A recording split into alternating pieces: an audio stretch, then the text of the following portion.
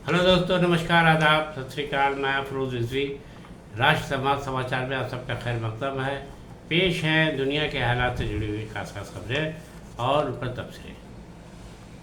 Iran ने America की नज़रिए को लेकर के अब ये मान लिया है कि उस पर जवाबी हमले करते ही रहना है, क्योंकि इसके बगैर अमेरिका मानने वाला नहीं है। ईरान ने अमेरिका को तमाम चेतावनियां दी हैं, लेकिन अमेरिका बाहर नहीं आ रहा। दरअसल अमेरिका का खेल गेम ये है कि वो खाड़ी देशों के सहारे ईरान के ऊपर हमले कर रहा है,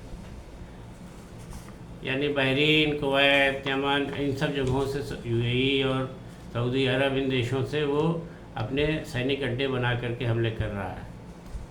उधर ईरान ने ऐसे खाड़ी देशों से कहा है कि वो ईरान का इस तरह से साथ न दें, अपने यहाँ से सैनिक अड्डा हटा ले उसका, वरना सारे हमले, जवाबी हमले मुझे खाड़ी देशों ही पर करना पड़ेगा। लेकिन इस बात से, ईरान की इस बात से खाड़ी देशों पर कोई शायद असर नहीं पड़ रहा, या वो अमेरिकी राष्ट्रपति डोनाल्ड ट्रंप से डरते हैं या डरे हुए हैं, जो भी हो दबाव में हैं। और मज़ेदार बात यह है कि ईरान के हमले से जो बर्बादी खाड़ी देशों में हो रही है, उसको लेकर के ट्रंप बचाव का भी कोई रास्ता नहीं बताते, इन खाड़ी देशों की मदद करने की बात नहीं करते हैं, सिर्फ अपने ईरान के ऊपर हमले के लिए वहाँ की बेस का इस्तेमाल करते हैं। तो अब ईरान ने जो है सीधे खाड़ी देशों को निशाने पर ले लिया। उधर इन सारी अपनी करतूत और अपने सारे हिकमत को देख करके, फेल होते देख करके, क्योंकि इसके जवाब में ईरान ज़बरदस्त जवाब दे रहा है हमले से, तो अब रहे रहे उनका दिमाग नीचे ऊपर होने लगता है डोनाल्ड ट्रंप का। फिर से गिदड़ भभकी शुरू कर दी इन्होंने, फिर से कहा है कि अगर ईरान नहीं मानता है भाई, तो ऐसा ना हो कि मुझे वाशिंगटन को अपनी पूरी फ़ौज लगानी पड़े और फिर कहीं ईरान का वजूद ही ख़त्म ना हो जाए। तो मैं नहीं चाहता कि ऐसा हो, इसलिए ईरान को चाहिए कि वो बाज आए, जंग बंद करे और जो समझौता हम चाहते हैं वो कर दें। अब इसमें हैरत की बात यह है कि समझौते की बातचीत भी चल रही है, समझौते पर जो साइन हो गया है पेपर, कि उस पर 60 दिन के अंदर बातचीत होनी, उसी बीच एक इधर भभकी भी दे रहे हैं। बहरहाल ईरानी राष्ट्रपति मुश्तबा खामनई ने सीधे कहा है कि अब किसी को बख्शा नहीं जाएगा अगर खड़े देश ईरान, अमेरिका के हाथ इसी तरह से लगे रहे, इस्तेमाल होते रहे, तो फिर उनके यहाँ भी सर्वनाशी होगा। इसके अलावा अली अकबर विलायती मुश्तबा खामनई के जो सलाहकार हैं, उन्होंने ये कहा है कि हमारी कोशिश यही है कि अब चूँकि समझौते की बात हो गई, इसलिए खड़े देशों को चाहिए कि वो इस तरह के अड्डे अपने यहाँ से हटवा दें, ताकि उनका जो नुकसान हो रहा है वो उससे बच सके। लेकिन मान नहीं रहे हैं। अब मुश्तबा खामनई ने ये कहा है कि हम इंटरनेशनल कोर्ट में इसराइल और अमेरिका के खिलाफ आपराधिक मामले दायर करेंगे, दर्ज कराएंगे, उनके खिलाफ मुकदमा करेंगे।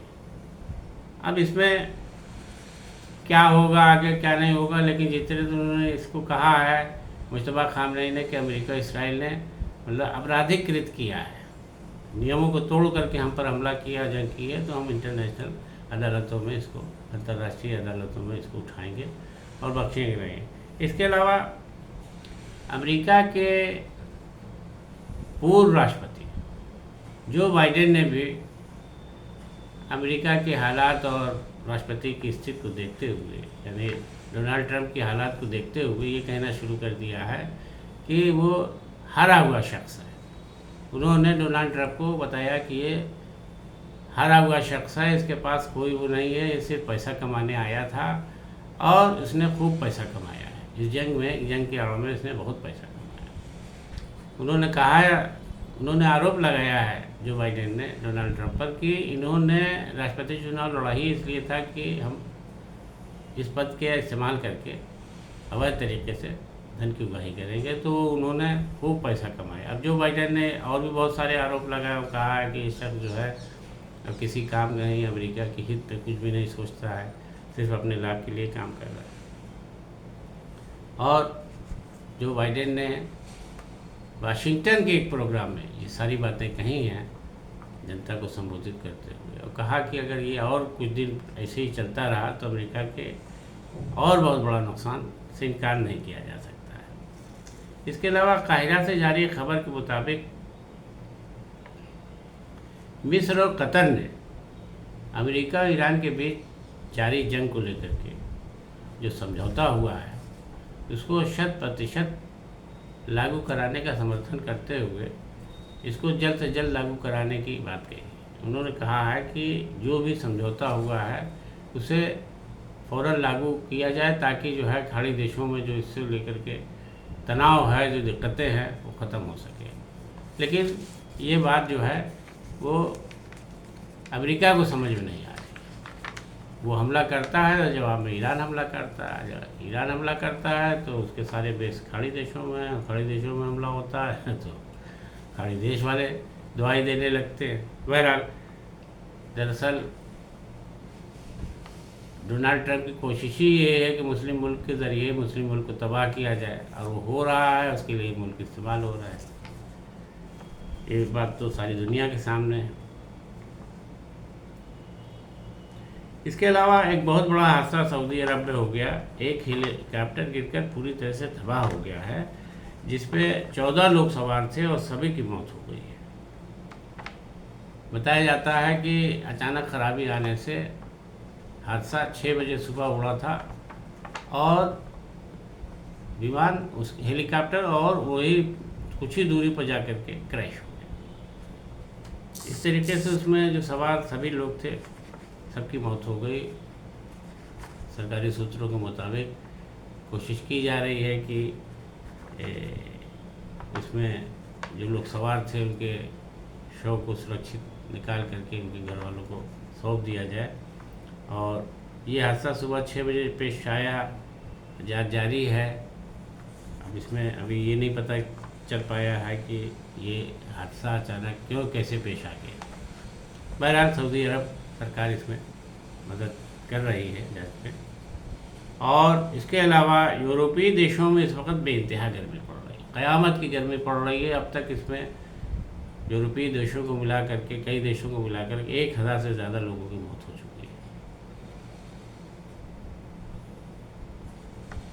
जर्मनी, डेनमार्क, फ्रांस, मिलान और बर्लिन के मिली खबरों के मुताबिक चेक गणराज्य इतिहास में अब तक ऐसी गर्मी नहीं पड़ी थी।